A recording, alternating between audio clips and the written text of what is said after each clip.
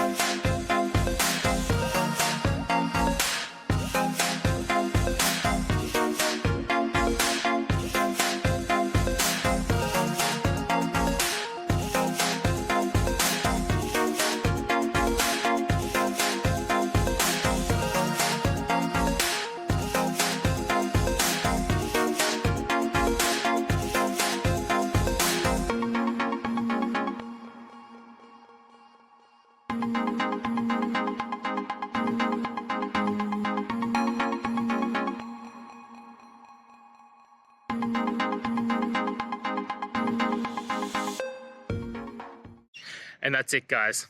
I hope you found the answer that you're looking for and got to that resolution in the end. If you did, please take a moment, hit subscribe. I really appreciate it. Until the next time you need more technical videos, I hope you have a great day. Cheers.